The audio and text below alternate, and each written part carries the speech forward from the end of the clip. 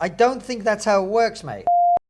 Dylan, if that is the most attractive you will ever look, then I don't even want to imagine what you'll look like when you're at your ugliest. You may not be masculine, but you also aren't feminine. Instead, you are weird and artificial. You are manufactured and lifeless. You are unearthly and eerie. You are like some kind of human deep fake. That's what you are. The identity that you're fleeing. The best you can hope for is some kind of limbo, the worst of all worlds. And yet, even in that limbo state, you will still be a man, just not one that any of us can respect or take seriously. I love how he had to use notes as well. Yeah. He made some notes. I mean, do you reckon he's into her? It sort of does look like the sort of thing somebody would say that when they're slightly obsessed with somebody. Yeah, exactly. And look, factually, he's not wrong. Yeah. Is he? No. Factually. Yeah. I don't look. If your job is to win hearts and minds, I don't think this is the best way of doing it. What if it's your job to get clicks online? Again, but do clicks lead to changing of opinion? No. I don't think he's trying to change anyone's opinion. What do you think he's trying to do then? He's trying to make people on his side feel like he's done something cool and said something that they think, I think. Do you think that? Yeah. Yeah. Well, he's not trying to change Dylan Mulvaney's mind, is he? Who's going to listen to that and go, you know what? Maybe I'm not trans. Yeah. Yeah. I don't think any of that is intended as an address to Dylan Mulvaney. It's an address to his audience. Yeah. Isn't it? Yeah. Yeah. Because if you were trying to change someone's mind, you probably wouldn't talk like that. Yeah. Yeah, I completely agree. I just look at that and just go, even people on his own side were like, hold on a bit, mate. Chat loved it. They don't agree with us. Really? They all loved it, yeah. What do they say? They're saying that we're mind reading.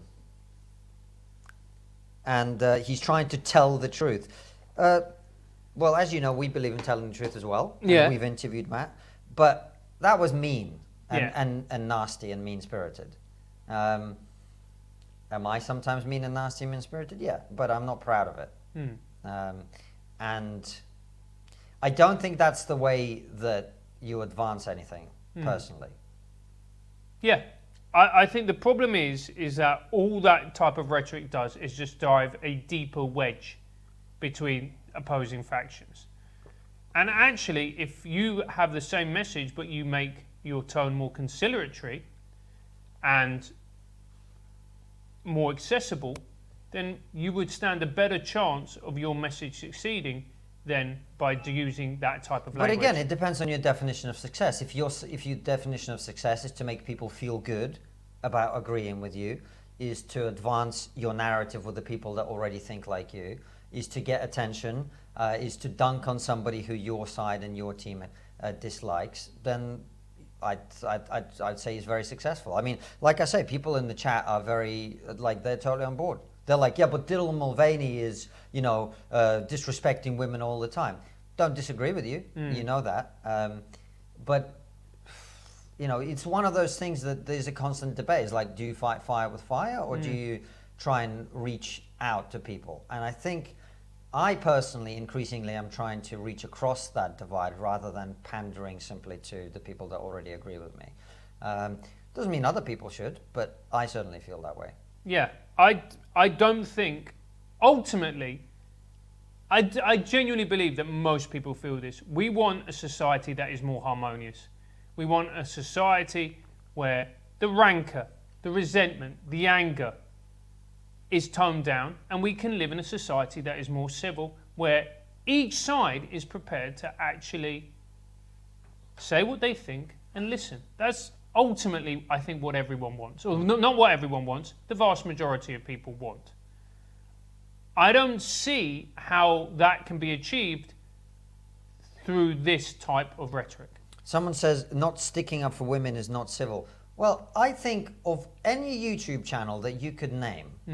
I mean, I haven't watched every YouTube channel on YouTube, obviously. I have. Done my research, mate, because I'm a professional. We've done a fair bit in terms of talking about trans and its impact on women and girls and young people in particular. So I don't think either Francis or I could be accused of not standing up for women, or for the truth, by the way. So it's not about that. I think it's much more about how do you do it. And when it comes to the trans issue, I actually, Kelly J. Keane, Posey Parker, she changed how I think about it, because I think clarity and precision is extremely important. But, how many people, like, those of you who agree with Matt are obviously going to agree with it, right? But how many people who are on the fence are going to be converted by that intervention? I mean, he was very likeable whilst he was delivering it, mate. I was there going, the man's charm is off the scale. There is a way to do these things where you can be clear and precise. I mean, I would say even Posey Parker is much more diplomatic and, civil about the way that she communicates about these things. And look, Matt's allowed to say whatever he wants to say, but from my perspective, I don't think that's the way you advance the conversation. To me, that's why Helen Joyce is so much more effective on this particular subject than Matt is, because Helen delivers what she has to say. She doesn't hold back. She has her message. She says it, but she doesn't use rhetoric and words that are inflammatory and are designed to antagonize. Yeah. She just goes, here are the facts. This is what I think. This is why I think it. Here you are. And Ali Shakulta says it's not about converting anymore. It's about stopping this nonsense. Okay, fine. How is that video contributing to stopping this nonsense? I'm open to be persuaded, genuinely. Explain to me the mechanism by which doing that video stops the nonsense. And also, so if you, by nonsense you mean trans people in women's sports. By nonsense, I imagine you mean the transitioning of children. By nonsense, you mean... we're talking about male rapists and female prisons. Male rapists and female prisons. How is that video stopping any of that? I don't follow. How is it stopping the nonsense? It doesn't make any sense to me. But again, I'm open to be persuaded. How is having a go at an individual person who I don't like and whose behavior I don't like, how is that stopping the nonsense? That's the part of it that I don't really follow. Because, I'll be honest with you, if I thought that video was going to stop the nonsense, if I thought that video was going to stop 1% of the nonsense, I wouldn't give a shit that it's mean and nasty. Because I agree with you, stopping the nonsense is important.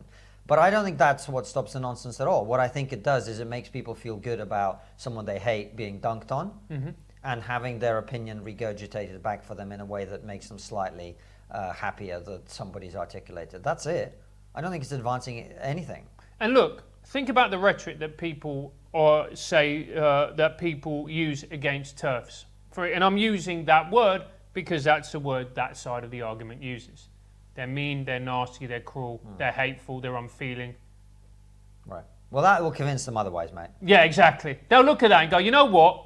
That's a man who cares about I actually think there's a much bigger risk that things like that perpetuate the nonsense, because it's the easiest thing now for anyone who is pro all of this nonsense to go, well, this is the face of the opposition to what we're doing. Yeah. Right? When there are plenty of, as we discussed, far more reasonable people who are opposed to it, who are actually being taken seriously, who are actually going into major institutions and pushing back against this stuff in a way that is seen as constructive.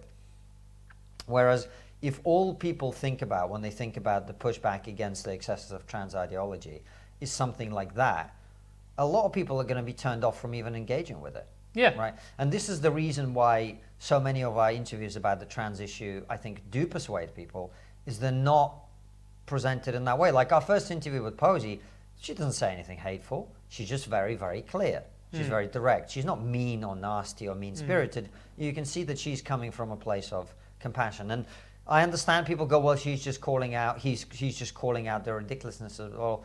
I don't think so, actually. I think we all know what the ridiculousness of it is.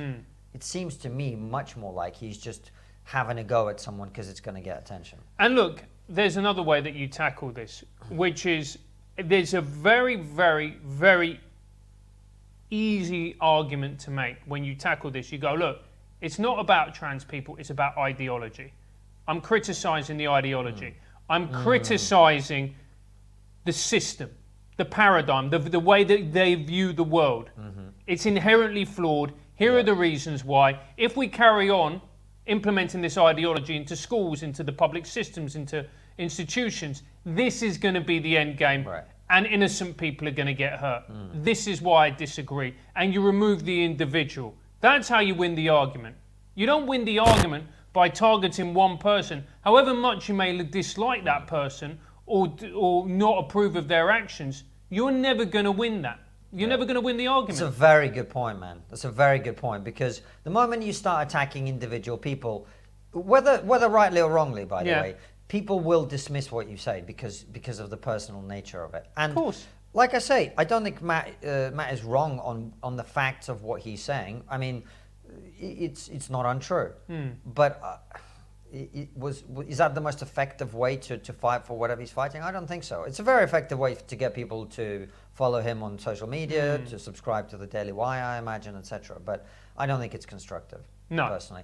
And look, there are plenty of you that seem to disagree. Tell us why. So stop giving an inch to the Dylans so the Eilebreysons don't take a mile. Eilebreysson. I don't think that's how it works, mate. I think it's possible to prevent male rapists from going into women's prison without being nasty to individual trans people who are not rapists. Yeah. I think that should be possible. Like, that is an aspiration of mine that I believe is achievable. You know what I mean? I don't know why I'm doing this accent. He's from Sweden. She's from Sweden? Yeah. Hurdy-gurdy. Hurdy-gurdy. Spot on FF and KK. It's scapegoating. The backlash is here and truth is stuck in the middle. Thank you both for standing your ground to keep saying. Well, I've said this from day one. The biggest threat of the woke left is they're going to cause a backlash that's going to be the exact equal and opposite reaction. And I think it's on the way, to be honest with you. If you look at the way that people's brains have been broken by the fact that they so distrust the mainstream media, they believe anything the old media tells them now. That's an example of it. The anti-woke are starting to do my head in, frankly, and I've talked about this before, and so have you. And I think this is the problem, right? I don't know about you guys. I don't want to be going off the deep end in either direction. No. Right? And once you find yourself attacking people as individuals with no humor, no play, just for the sake of getting what I think, in my opinion, is getting attention, I don't think you're doing a good thing. This is exactly what the woke left do all the time, calling people names, saying they're racist, all of this stuff, when it's not true. Yeah. You know? And this is why you calling someone a groomer. How is this person a groomer? Who have they groomed? And that's another problem. It's just, like you said, you know, it's like the woke left do with smears. If you're going to call someone a groomer, you best be sure that they've actually groomed someone. Yeah. That is a very serious thing to level. And I don't know. But I'm just saying the phrase "okay groomer," which has now become widespread amongst a certain minority of people on the right. That's just like that's basically. And there are some groomers. Yeah. I'm just not sure that this specific person is one. Yeah. Right. But using that as a sort of catch-all for people who disagree with you is just as dangerous as calling people who, for instance, say that mass immigration causes disruption in society, a racist or a white supremacist. And people are saying, as in grooming their minds to a way of thinking. Well, in that case, we're groomers as well. Yeah. Right? Aren't we? I mean, people could say that we are grooming young minds to believe something that they disagree with, right? That offensive comedy should be allowed for them. I mean, that's not what a groomer is. A groomer is someone who tries to change how people behave in order to, like, abuse them and have sex with them or whatever. I don't think that's what this person's doing. Yeah. Right? So words have meanings. What was Hearth? But our public figure fair game. I think they are, but it doesn't mean that you can just say whatever nasty shit you want about them. Like, no, you can. You should be allowed to say whatever you want, in my opinion. Doesn't mean I would then approve of what you said. No. And that's, I think, the issue here. Yeah. Thank you, Spaniard. Appreciate it. Ricardo. Again. Junior. Junior. I am conflicted. Did Walsh go too far? But I know trans people personally who would agree with him because of how Dylan turned this into theater. Yeah, so do I. Yeah. Yeah. And I agree with the facts of what he said. It's the method of the delivery that I'm less on board with. Thank you, Ricardo. Don with the 2 quid says, well, I thought he was fit. Thanks, Don. Appreciate it. Oh, I think this is one of your boys. Andrés. From Uruguay. Uruguay. Oh. Andrés Antonio González Cáceres. And he thoughts about the left governments on Latin America want to erase individual borders, constitution, and story to make a single country, aka Soviet.